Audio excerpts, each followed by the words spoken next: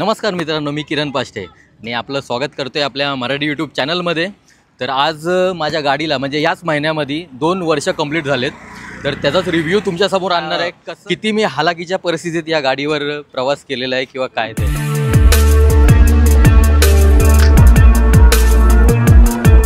माझ्या ओळखीतल्या कमीत कमी 2-3 मित्रांकडे बर्गमॅन आहे, त्यांच्याकडून पण ऐकूया काय काय तुम्हाला प्रॉब्लेम झालेला। तर मला जे प्रॉब्लेम झाले ते सांगतो तुम्हाला। एकतर पहिला 2 वर्षामध्ये बॅटरी मला चेंज करायला लागली, म्हणजे 2 वर्षात 2 वेळा बॅटरी चेंज केली मी। आणि एकदा पण मी सर्व्हिस सेंटरला गेलो नाही, म्हणजे याची जी काय सर्व्हिस आहे ती सगळी म्हणजे आमच्या एरियातल्याच गॅरेजवाल्याकडून घेतलेली आहे।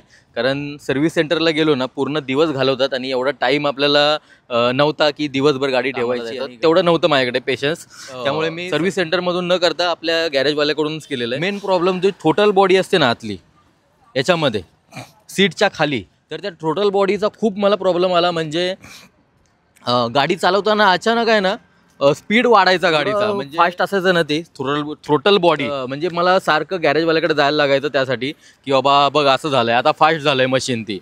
तर कधी मग त्याचा टेस्टर वगैरे घालून ती लूज करायचा, मग काही दिवसांनी ती बरोबर चालायची आणि पुन्हा काही दिवसांनी गाडी चालवता अचानक रेस सोडली की बंद व्हायचा। मग पुन्हा मला गॅरेजवाल्याकडे जायला लागायचं, मग पुन्हा तो टाईट करायचा, मग पुन्हा व्यवस्थित चालायची। असा खूप वेळा प्रॉब्लेम झाला या गाडीमध्ये।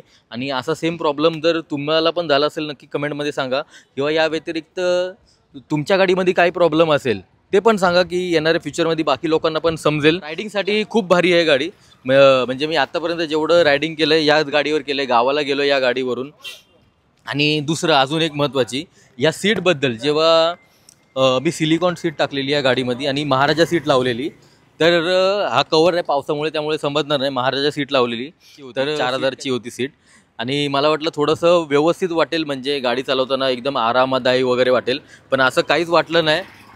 जो त्रास झाला तो व्हायचाच आपल्याला, म्हणजे फक्त दिसण्यासाठी ती सीट आहे, बाकी वेगळं काय नाही। त्यानंतर अजून काही वर्षांनी मी त्याच्यामध्ये ते सिलिकॉन जेल टाकली आतमध्ये, ती पण व्हिडिओ केलेली मी।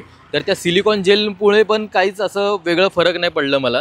आहे ते दुखायचं होतं ते दुखतं, म्हणजे 1 तास कंटिन्यू जरी गाडी चालवली की दुखतंच, म्हणजे वेगळं असं काही झालं नाही। त्यामुळे जर सिलिकॉन सीट किंवा अशा सीटवरती खर्च करत असाल तर करू नका, जर तुम्हाला गाडी चांगली दिसायची असेल तर करू शकता। त्यानंतर अजून एक प्रॉब्लेम म्हणजे हा सीटचा जो लॉक तो आजच मी चेंज केलेला आहे। हा बघा, अजूनपर्यंत त्याला व्यवस्थित दिसतोय तो।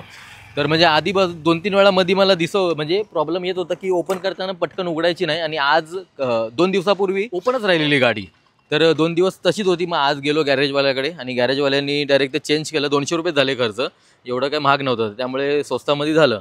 तर असे खूप काही प्रॉब्लेम आले। त्यानंतर गाडीचे लायनर एकदा चेंज केले मी। त्यानंतर जो आपला टायर असतो, टायरमध्ये काहीतरी गोट्या असतात अशा, त्या पण एकदा चेंज केल्यात, म्हणजे त्या पूर्ण जंग लागलेल्या आणि घासलेल्या त्या पण एकदा चेंज केल्यात। हा एक खर्च निघाला 2 वर्षात माझा, म्हणजे जास्त नाही झाला त्याचा, कमी झाला, म्हणजे तरी 2-1 हजार खर्च झाला त्यावेळी माझा।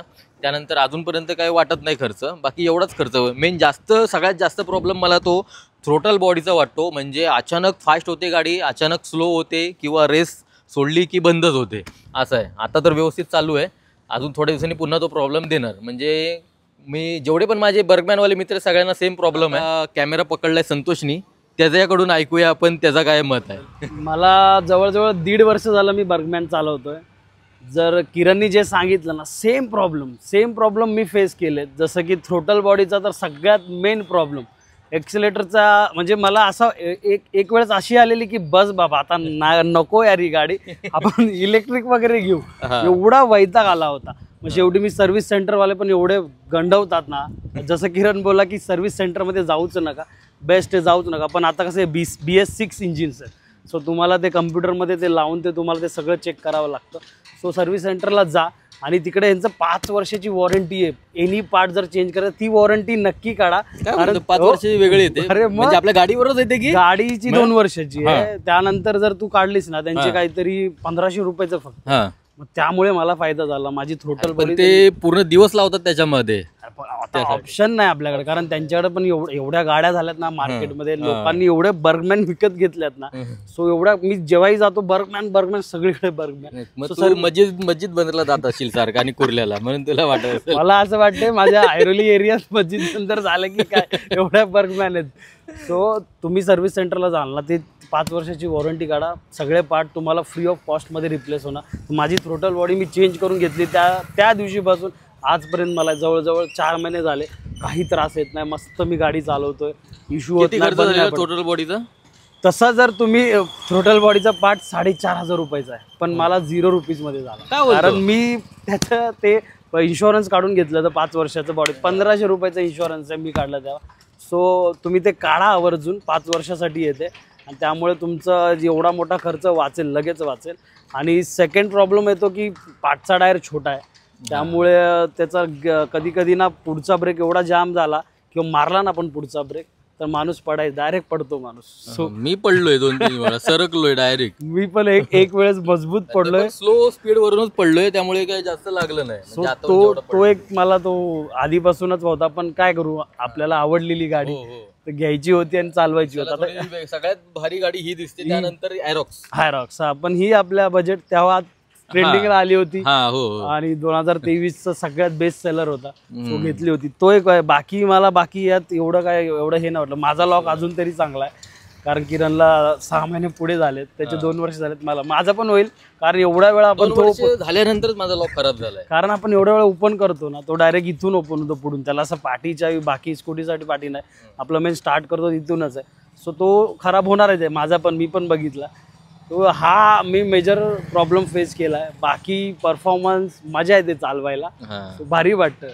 ठीक आहे, प्रॉब्लेम प्रत्येक गाडीत असतो, पण यार चालवायला मजा येते, ते एक अनुभव चांगला आहे. म्हणून ठीक आहे, छोटे छोटे पार्ट्स आपण इग्नोर. त्यानंतर या 2 वर्षात मी हा दुसरा टायर मी टाकलेला आहे. पहिल्यांदा जो गाडी बरोबर आलेला हा नाही, मागचा टायर टाकलेला आहे.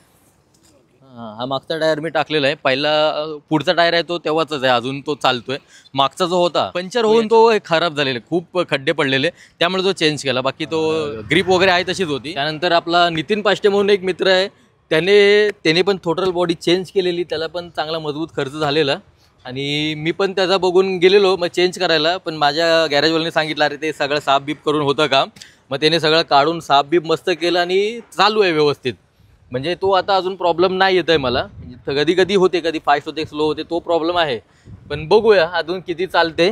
त्यानंतर अजून हिला 5 वर्ष तरी मी चालवायचा प्रयत्न आहे माझा, कारण त्यानंतर अजून कुठली तरी येईल चांगली, किंवा बर्गमॅनमध्येच अशी कुठली तरी येईल की तिचा टायर वगैरे मोठा असेल आणि प्रॉपर रायडिंगसाठी बनवतील, असं येऊ शकतं.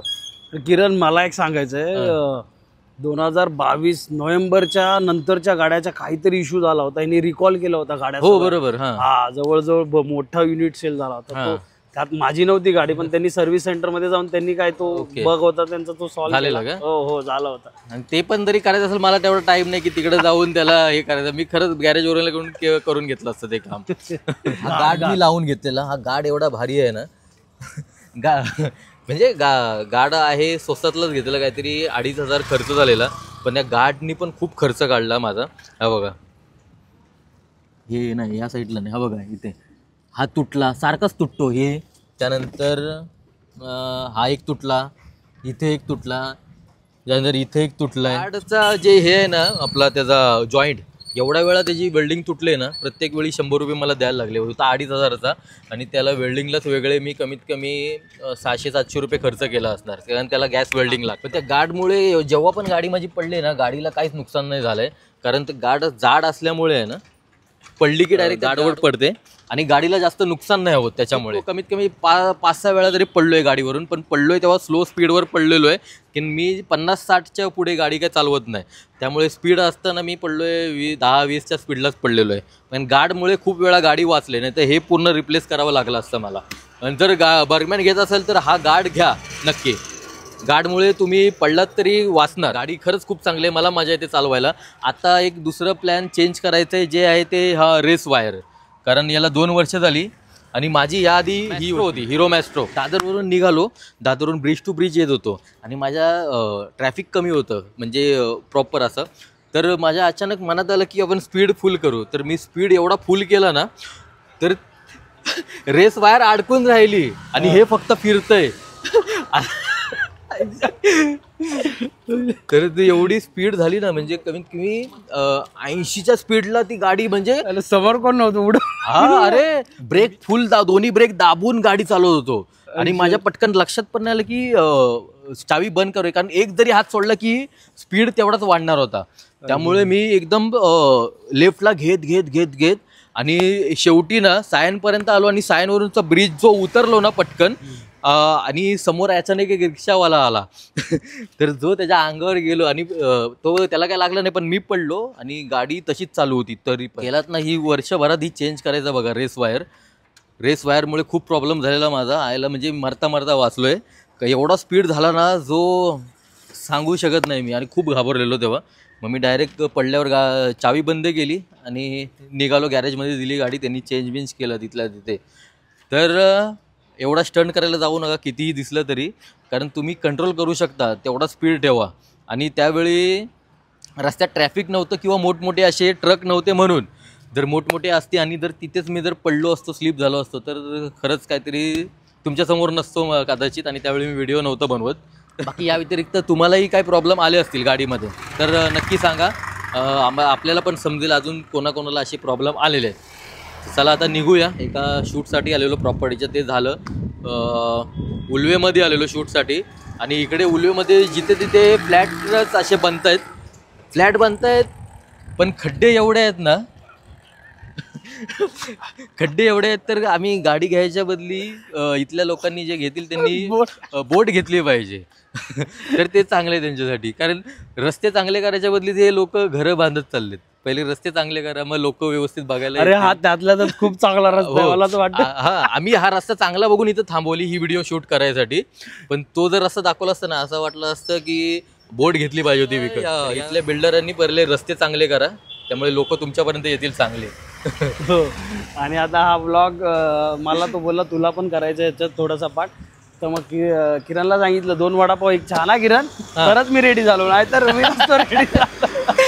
आणि हा कोणासारखा दिसतो ते कमेंट करून सांगा मला, कोणासारखा तुम्हाला याचा फेस वाटतोय नक्कीच कमेंट करा, आणि बघूया कोणाकोणाला सेम इमॅजिन करताय तुम्ही. तर चला भेटू पुढच्या काहीतरी नवीन इंटरेस्टिंग व्हिडिओमध्ये.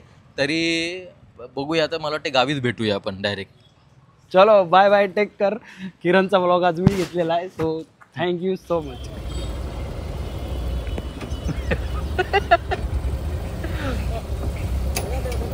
जोर लगा के बघा अशी परिस्थिती आहे इकडे.